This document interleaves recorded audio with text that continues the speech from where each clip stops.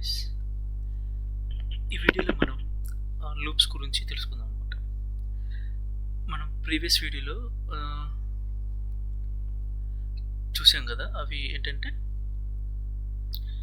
Conditional statements గురించి వాటి గురించి చూసాం. సో ఈ వీడియోలో ఏంటంటే లూప్స్ అనమాట. సో ఈ లూప్స్ అంటే మెయిన్గా UiPathలో 3 టైప్స్ ఆఫ్ లూప్స్ ఉన్నాయన్నమాట. ఫస్ట్ వన్ వచ్చేసరికి వైల్, సెకండ్ వన్ వచ్చేసరికి do while, third one for each అనమాట. సో ఏం లేదు, మెయిన్గా ఏంటంటే ఈ యొక్క లూప్స్ యొక్క మెయిన్ కాన్సెప్ట్ ఏంటంటే ఏంటంటే ఇటరేషన్ అనమాట.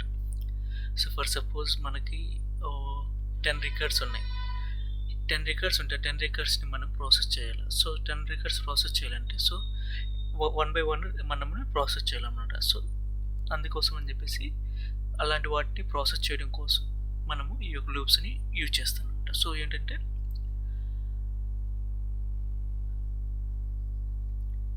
the while and do while loops works by repeating a given set of actions from the body while the specified condition is true. Then only the difference between the two is order in which the two elements are executed. So ఏంటంటే ఈ వైల్కి డూవైల్కి difference ఒకటి ఉంది. So ఏంటంటే while వచ్చేసరికి first of all ఈ while లూప్లో condition check చేస్తాను అనమాట. కండిషన్ చెక్ చేసి కండిషన్ ఇస్ ట్రూ అయితే then it will be executed inner part of the లూప్ని మన లూప్లో ఉన్న బ్లాక్స్ని ఇది ఎగ్జిక్యూట్ చేస్తుంది. Only the condition is when true.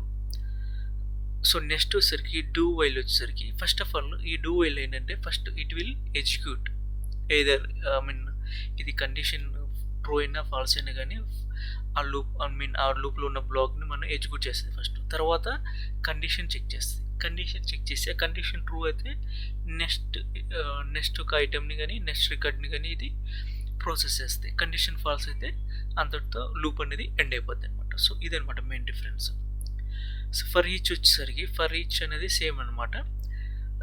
For each works by the iterating through a list of items like in array one item at a time and executing whatever actions are in the body of the action. So ఒక ఐటమ్ని మనం తీసుకుంటామో ఆ item same అనమాట. సిమిలర్గా లూప్లు ఎలా while డూవైల్ ఎలా పనిచేస్తే for ఈచ్లు కూడా అలానే ఒక ఐటమ్ వస్తుంది. ఆ ఐటెంలో ఉన్న వాల్యూస్ని మనం ఎలాంటి యాక్షన్ కానీ పెర్ఫామ్ చేయాలనుకుంటే అలాంటి యాక్షన్స్ని ఆ బాడీ అంటే ఫర్ ఈచ్ లూప్లో ఉన్న బాడీలో మనం ఆ యాక్షన్స్ని పెర్ఫామ్ చేస్తాం అన్నమాట. సో ఇదనమాట ఫర్ ఈచ్ లూప్ గురించి. నెక్స్ట్ వచ్చేసరికి బ్రేక్ స్టేట్మెంట్ అంటే ఏం లేదు. సో సర్టెన్ కండిషన్ దగ్గర మనకు కొన్ని కండిషన్స్ ఉంటాయి కదా, సర్టెన్ కండిషన్స్ దగ్గర నాకు ఈ లూప్ని కంటిన్యూ అవ్వడం నాకు ఇష్టం లేదనమాట. సో కంటిన్యూ అవ్వకూడదు. సో అలాంటప్పుడు ఏం చేస్తాం అంటే ఆ కండిషన్ అయినా ట్రూ అయినప్పుడు బ్రేక్ అనే ఒక యాక్టివిటీ ఉంటుంది. ఆ బ్రేక్ని మనం కానీ ప్లేస్ చేస్తే ఆ లూప్ అనేది ఆ మధ్యలోనే అయిపోద్ది అనమాట. సో మళ్ళీ ఫర్దర్గా ఇది కంటిన్యూ అవుతుంది అనమాట. సో నెక్స్ట్ వచ్చేసరికి కంటిన్యూ స్టేట్మెంట్ అంటే ఏం లేదు, ఈవెన్ సమ్ ఎక్సెప్షన్ అనేది ఆప్షన్లు ఉంటాయి అనమాట. అలాంటప్పుడు for suppose some condition satisfy చేయలేదు. సో అలాంటప్పుడు కూడా నాకు కంటిన్యూ అవ్వాలి ప్రాసెస్ అనేది ఎగ్జిక్యూట్ అవ్వాలి కంటిన్యూగా. సో అలాంటప్పుడు నేనేం చేస్తానంటే కంటిన్యూ అనే యాక్టివిటీ ఒకటి ఉంది. ఆ కంటిన్యూ యాక్టివిటీని ఆ స్టేట్మెంట్ని నేను దాంట్లో యూజ్ చేస్తాను అనమాట.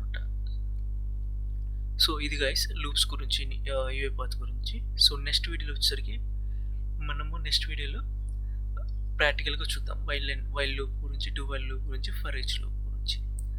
So thank you for watching this video.